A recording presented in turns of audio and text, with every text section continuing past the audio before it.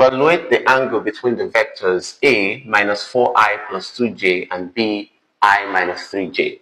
This is a picture of a sketch, a rough sketch of what the vectors look like, okay? So this is the first vector and this is the second vector. This is our vector A.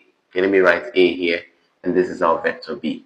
Okay, we can see clearly from this diagram that vector A is longer than vector B, which means that the magnitude of vector A is going to be greater than the magnitude of vector B, okay, because vector B is shorter.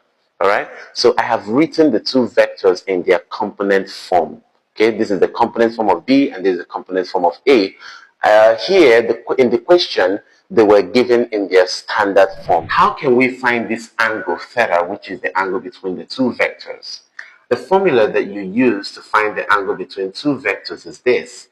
The dot product. You have to do the dot product of the two vectors, and then after that, you divide by the dot product of their magnitudes. What is dot product? Okay, dot product is a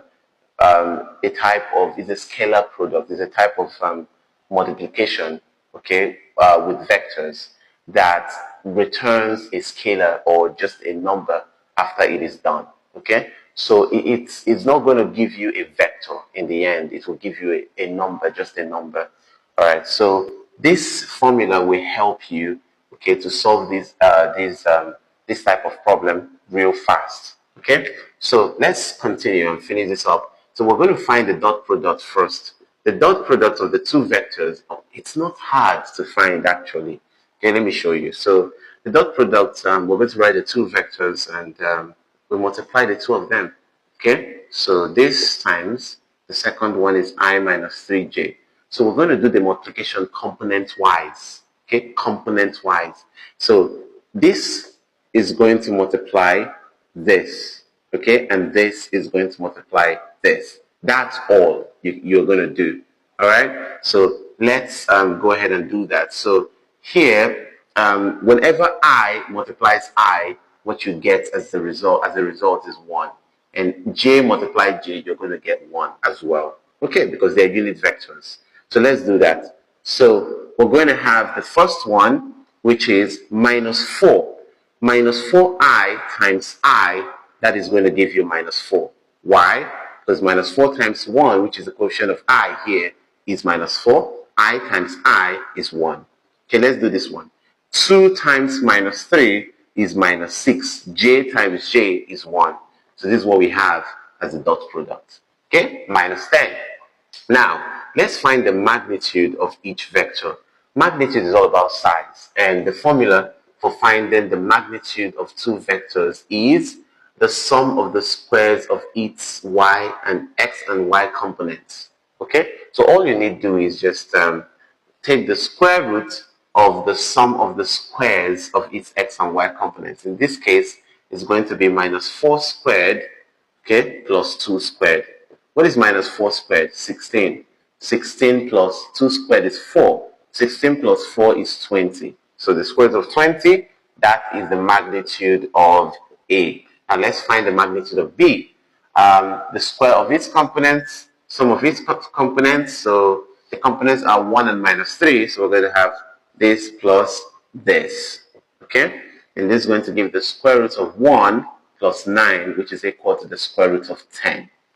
Okay, so now we are going to substitute into the formula so that we're going to have that the cos of the angle theta is equal to what is A dot B? A dot B is minus 10 divided by square root of 20 times the square root of 10. Okay, so the square root of 20 times the square root of 10 is going to give the square root of 200. The same thing as 20 to the square root of 20 times 10. You multiply the two numbers under the square root. And this is what it gives. So now we can finish this up. So on this side, what is the square root of 200? Can we simplify this? Yes, we can. Square root of 200 is something as square root of 100 times 2. I have a perfect square now, so let's separate the square roots. So this is the same thing as the square root of 100 times the square root of 2, which is going to give square root of 100 is 10 times square root of 2, that gives square root of 2. So we have 10 square root of 2. Okay, so Therefore, so this is what we, rough side or something. So we go back to this. Cos of the angle, cosine of the angle theta is equal to minus 10 divided by, instead of writing the square root of 200, we're now going to write 10 square root of 2. Okay? 10 can cancel 10, right? So that we'll be left with the cosine of theta is equal to minus 1 all over square root of 2. Okay? So that theta is going to be the cos inverse of minus 1 all over square root of 2. Alright, so now you can type this into a calculator, but I already know what the answer is going to be because 1 over square root of 2 is the result of the cosine of 45 degrees. So I know that this one is going to be 135 degrees. Okay, so this is the final answer. Alright, so let me know in the comment section what you think about vectors. Okay, I hear a lot of students say that vectors can be very challenging, that they find it challenging. So, but just let me know if you want me to do more videos on vectors. I'll be glad to do it. Never stop learning. Bye.